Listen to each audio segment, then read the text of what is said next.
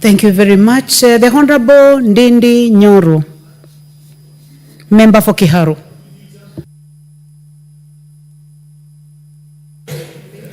Thank you very much, Honorable Speaker. Honorable Speaker, I just rise to give a few comments. One is that healthcare is very important for the development of any economy. And actually, Honorable Speaker, in many respects, when we talk about healthcare, education is always just around there, because these are social investments which are basically used to build a good working capacity for any nation. While education adds value, just in manufacturing where it adds value, Honorable Speaker, to the primary produce, what education does is to add value to the working force. But also what healthcare does is actually to service the working force or the labor force. And therefore they are very integral even when you look at it in terms of purely or Puritan economy, Honorable Speaker. But there are issues that continue to handicap, and especially delivery of quality healthcare to our country, as has been said before by my colleagues, one being access, but also number two being quality, Honorable Speaker, and access majorly meaning a cost that is involved in seeking quality healthcare in our country.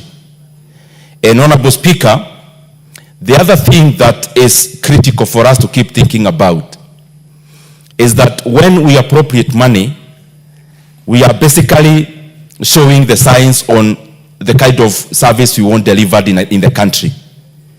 And Honorable Speaker, I see it as a paradox that healthcare is is actually basically a fully devolved function.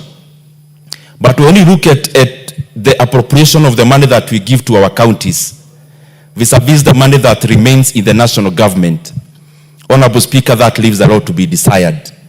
And I think we need to walk the talk in terms of devolving even the funds and the resources that are needed for our county governments and our governors to be able to provide quality and accessible healthcare in our country. Honorable Speaker, we also have to think about healthcare as dynamic. We have seen in many countries, Honorable Speaker, that R&D budget for healthcare is always adequate, because the challenges that we face in regards to healthcare, Honorable Speaker, is dissipated by new inventions within the industry. And what makes that possible is the budget for research and development, which, Honorable Speaker, can go in many ways. One can be directly provided by the government, but also number two is to give incentives for even private healthcare facilities to be able to invest in R&D by giving them, Honorable Speaker, incentives even around taxes. Because whatever they do, if you get a reprieve which is cheaper and more efficient in terms of provision of health, that then becomes a public good, Honorable Speaker. And therefore it is no longer an asset of the people who invested in it. It becomes a public good for all the citizenry. And Honorable Speaker, that is what we ought maybe to do in terms of policy, that even the private facilities are given an incentive to do better, to come up with better methods, to come up with better reprieve, because ultimately, Honorable Speaker, that becomes a public good. And lastly, Honorable Speaker, it is important that all of us as people who serve the public, that we must continually always show confidence in the facilities that we provide monies for, even in this house. And Honorable Speaker, it's always an oxymoron that most of the public officers have insurances that cover them outside the public facilities. And Honorable Speaker, we should be the people who should be championing for quality service in those public facilities.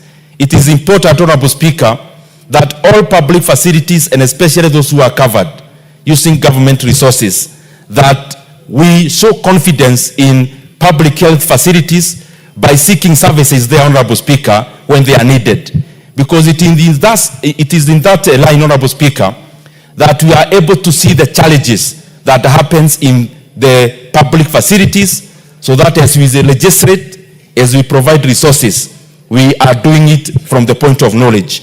And Honorable Speaker, that goes in line with many developed countries, including the United Kingdom, where even the public servants, including the Prime Minister himself or herself, in that case, Honorable Speaker, they promote national health services, famously known as NHS.